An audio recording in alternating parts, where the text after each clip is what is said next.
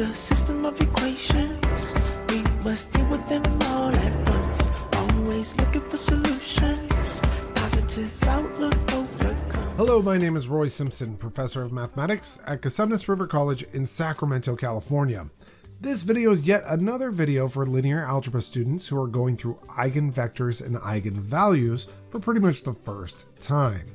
In this video specifically, we're just going to focus on a very special case which concerns triangular matrices. I do want to mention here, and it says right in this clarification, that finding the eigenvalues of a given matrix can be very cumbersome.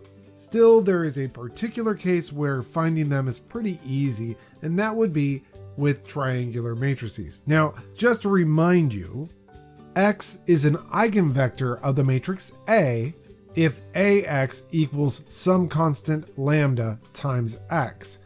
Lambda is called the corresponding eigenvalue. We've also defined the eigenspace of A, which is the null space of the matrix A minus lambda I. And we've also mentioned that lambda is an eigenvalue of A if and only if this very special equation right here has non-trivial solutions. Now we move into our first theorem that is numbered in this material, and that just means for the textbook that I use that it could be somewhat important. The eigenvalues of a triangular matrix are the entries on its main diagonal. There's something very special about triangular matrices, right? If you take the determinant of a triangular matrix, the determinant is just the product of the main diagonal elements. And here is yet another specialty concerning triangular matrices. The eigenvalues are the entries on the main diagonal. Now, this proof is usually in a text. It's actually in the textbook that I use. However, it's only done in a very small case. In other words, like a 2x2 or a 3x3, maybe even a 4x4 case, but it doesn't go beyond there because it gets very complicated to prove it. If you're interested in the proof, I recommend that you open your textbook and read it. So, very quick question, state the eigenvalues for this matrix. Well, according to that theorem, the eigenvalues are just the entries along the main diagonal. So lambda 1 is equal to -1, lambda sub 2 is equal to 4, and lambda sub 3 is equal to 6. And I use subscript notation because, to be honest with you, you will have quite a few eigenvalues if you have a large matrix, so it's nice to number them. But this gives you kind of a little bit of a peek into how many eigenvalues a matrix could possibly have. Remember, eigenvalues are only defined for square matrices. And here's a square matrix, and we are told the eigenvalues for this triangular square matrix are the entries along the main diagonal, which tells me that the maximum number of eigenvalues that a 3x3 matrix could have is 3. Now, that's not a proof, but that is a good, strong intuition. And we might write that down in a future video, but not this one. The next theorem is that 0 is an eigenvalue of A if and only if A is not invertible. And I had always found when I was a student that the best way to remember this is to view it in terms of a triangular matrix. Remember, if you have a triangular matrix like this right here, the eigenvalues are along the main diagonal. But if you were to take the determinant of this matrix, because it's triangular, the determinant is the product of the main diagonal, or at least the entries along the main diagonal, and that product will be 0. So this always helped me visualize that 0 is an eigenvalue for a matrix if and only if that matrix is not invertible, if and only if the determinant is 0. Now, there are plenty of ways to have an actual matrix that doesn't have a 0 along its main diagonal, but still has 0 as an eigenvalue. It just wouldn't be a triangular matrix. But again, I like this justification because it feels nice. But there's something kind of interesting about this. 0 is an eigenvalue of our matrix A if and only if A inverse does not exist. And that's true if and only if the determinant of A is 0. So it feels like the determinant of your matrix And the eigenvalues of your matrix might be related to one another, and in fact, they are. Now, I'm just mentioning that, but I'm not going to say anything else about it because that's reserved for a different section, but we'll get there, don't worry. And as you can see under the proof statement there, since we can only prove this statement right now for triangular matrices, we will wait until we have more theory so we can prove this in general. And before I leave this page, I do want to note, we will be adding things to the invertible matrix theorem, in fact, quite a few things from this material. Once you see an if and only if, you can kind of assume that I'm going to glue that into our invertible matrix theorem. So another line in it now will be determinant of A is non-zero implies A is invertible, implies 0 is not an eigenvalue of A. And we'll see that near to the end of the next video where I kind of summarize what I've included in the invertible matrix theorem from this material. Now we arrive at a theorem that, again, in the textbook that I use is numbered, which usually means it's important. If you have a set of vectors, v1 through vr, and if you're told those vectors are eigenvectors that correspond to distinct eigenvalues, that word distinct is very important. Distinct eigenvalues, lambda 1 through lambda r. So these eigenvalues are all different numbers. So lambda 1 is not the same as lambda 2, is not the same as lambda 3, is not the same as all the way down to lambda sub r. The eigenvector for lambda 1 is v sub 1, and eigenvector for lambda 2 is v sub 2, and eigenvector for lambda sub 3 is v sub 3, and so on and so forth down the line. Anyhow, if you have a finite set of eigenvectors that correspond to distinct eigenvalues of an n by n matrix A, then the set is linearly independent. The set of those eigenvectors must be linearly independent. Now, this is used mostly in theory, so there's not like a great example that I have with this. I do have a little note about this before I want to go into the proof.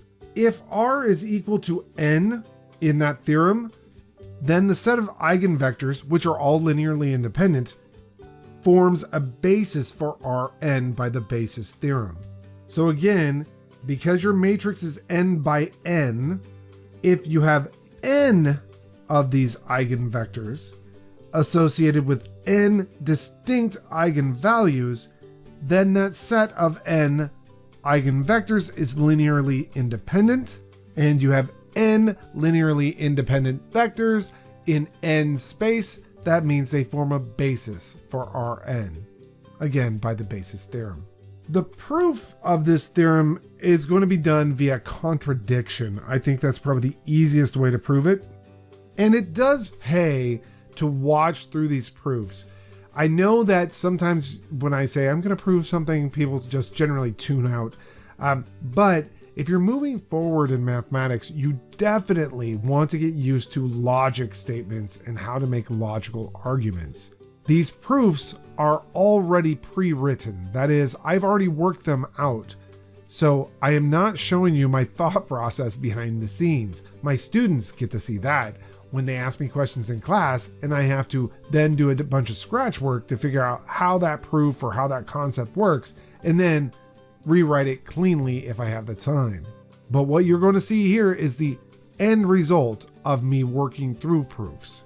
So this is going to look clean, but I promise you it didn't start clean.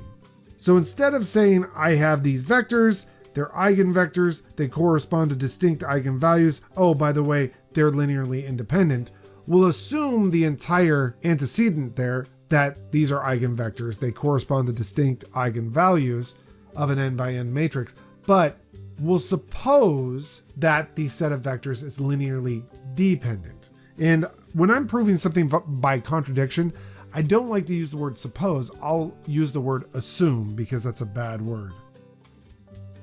A little thing that you might have already recognized, by the way, about proofs when you're trying to prove something's linearly independent, it's a lot easier to prove by contradiction. Suppose it's linearly dependent and prove that way. I learned that the hard way, so just to let you know, that's probably a good way to go about it. So without loss of generality, And that's what WLOG means, without loss of generality, which basically means I'm going to state something here where you might say, hey, but what if? We'll describe that in a moment. So without loss of generality, let's pretend as though we can remove a few vectors from this set of linearly dependent vectors to arrive at a set that's linearly independent. That's actually part of the spanning set theorem. It's kind of the opposite of it, but it is that. So without loss of generality, assume that some vectors can be removed so that the set becomes linearly independent. I should also make a note here. Since we've removed some vectors, the ending numeral on that vector, the ending index, will be less than the ending index here. Now, the without loss of generality statement, why did I need to state that? Because technically the way I wrote this, I have said, oh, you know what? The last 10 vectors in this are the vectors that cause linear dependency. The reality is the linear dependency of this set right here could be because of v sub 3 or v sub 1 or whatever. But I'm just saying, relabel everything if you need to. Just rip off the back group. You can rip off as many as you need to until you get to a linearly independent set. And one other thing I want to mention, I wrote it down and I thought, well, I better mention this. So here I am mentioning it. I used the word assume again, but actually this is not an assumption. It is actually a truth that if you have a linearly dependent set, as long as none of those vectors is 0, which these are eigenvectors, so none of them are 0, you can always remove vectors and get to a point where you have a linearly independent set. So I could just erase that word assume. Some vectors can be removed so that this becomes linearly independent. Again, I don't have to worry about the 0 vector because any set that contains a 0 vector is going to be linearly dependent. However, these are all eigenvectors, so none of them are going to be 0, so I don't have to worry about that. Well then, with that statement that these are now linearly independent vectors, that means the next vector that was in line that we removed was a linear combination of this group of vectors right here. And that's just because we started with the wrong assumption, but we started with the assumption that this set was linearly dependent. So there's a vector within that set that can be written as a linear combination of the other vectors in that set. Now what I'm going to do is multiply both sides on the left by the matrix A. Remember, these vectors are eigenvectors that correspond to distinct eigenvalues of an n by n matrix A. So if I multiply both sides of this by A, I get down to this bad boy right here. And remember, these are all eigenvectors with distinct eigenvalues. That is, A times V sub p plus 1 is actually lambda sub p plus 1 times V sub p plus 1. Because again, V is supposed to be an eigenvector for the matrix A with the eigenvalue lambda sub p plus 1. And that lambda sub p plus 1 is not the same as any of the other eigenvalues. And I'll do the same on the other side. Just imagine that I've already moved those constants out, if you will. This is a really good example of just using eigenvalues and eigenvectors over and over and over again. Now I'm going to do a little trick that you probably learned way back when in maybe pre-calculus when you're dealing with sums, infinite sums. When you first learn how to work with infinite summations, you took one equation and subtracted another equation from it. So what I'm going to do is label a couple of equations here. I'm going to call this equation here 1 and this equation 2. And I'm going to take equation 1 here and I'm going to multiply equation 1 by lambda sub p plus 1. And I'm then going to subtract off equation 2. Let me write that down. That's just telling you I'm going to take equation 1, multiply both sides by lambda sub p plus 1, and then subtract off equation 2. Well, let's see. The left-hand side of equation 1 will be lambda sub p plus 1 times v sub p plus 1. The left-hand side of equation 2 that we're subtracting off is, lambda sub p plus 1 times v sub p plus 1. The right-hand side of equation 1 will be lambda sub p plus 1 times all of this messiness right here. So let's just go ahead and write that down. And we're subtracting off the right-hand side of equation 2. Now, obviously, you can see on the left-hand side of this, those two terms cancel. They just become the zero vector. On the right-hand side, I'm going to collect like terms of v sub i's. Now, this might take you a moment to see what I did here, but I promise you that I collected like terms of v sub i's. This is just c1 lambda p sub I minus c1 lambda 1 times v1. And then lambda sub p plus 1 times c sub p minus c sub p lambda p, and the c sub p I moved out front, minus lambda p. So that's what we get right there. These are all a bunch of constants in front of these vectors v1 through vp that I just compressed down into d1 all the way through to dp. Now remember, we started with a linearly dependent set, and we said, you know what we could do? We could start peeling off vectors until the set becomes linearly independent. So that's what we did. That is perfectly doable. That's absolutely legal. That's perfectly fine. So this is a set of linearly independent vectors. However, here's a homogeneous vector equation with those linearly independent vectors. So this tells us that all of those coefficients, d1, d2, all the way to d sub p, should be 0 for I equals 1 through p. But that's a problem, because remember, the very important part of this theorem was that these are eigenvectors, v1 through vr, that correspond to distinct eigenvalues. None of these eigenvalues are the same. They're all different numbers. So if I take a look at where I've arrived, I need all of these coefficients here to be 0, yet those coefficients are constants times differences between eigenvalues. And those differences between eigenvalues are non-zero. So lambda sub I minus lambda sub j is non-zero when I is not equal to j. That is, again, this can't be 0 because those two eigenvalues are distinctly different. This can't be 0 because those two eigenvalues are distinctly different, and so on and so forth. So what does that mean about those constants c1 through cp?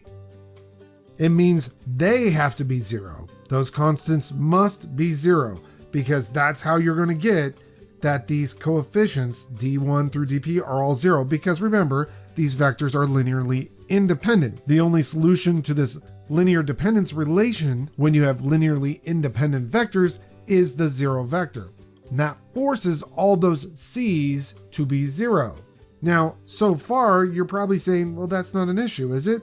Well, not if you only look this far, but if you then say all those c's are 0, you are then saying you have an eigenvector that is 0, because it's 0 times v1 plus 0 times v2 all the way to 0 times vp. So by 1, the eigenvector v sub p plus 1 must equal 0. But that's a contradiction. Eigenvectors cannot be 0. Therefore, we must have made an incorrect assumption somewhere in this argument. Now, I'll tell you, the only time I really truly used and kept the word assume was right at the beginning. Assume that the set is linearly dependent. That is our no-no. If you follow all the logic thereafter, everything is locked tight. There's no flaw in our logic at all, but it's all predicated on an assumption that is completely incorrect. So by contradiction, that set of vectors must be linearly independent. And that is the end of that proof. Very beautiful proof. Actually has a lot of little pieces in there that are good to kind of watch out for. Whenever you're trying to prove linear independence, often a proof by contradiction is much easier.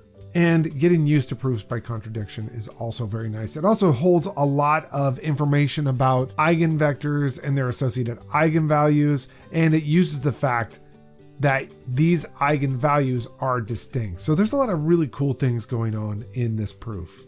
Anyhow, there's nothing else I really have in this video, so I hope to see you in the next and final video in this video series. Have a great day. Be an appropriately kind human being. It's the system of equations. We must deal with them all at once. Always looking for solutions. Positive outlook overcomes obstacles getting in our way. Cause affects more than we can sometimes see.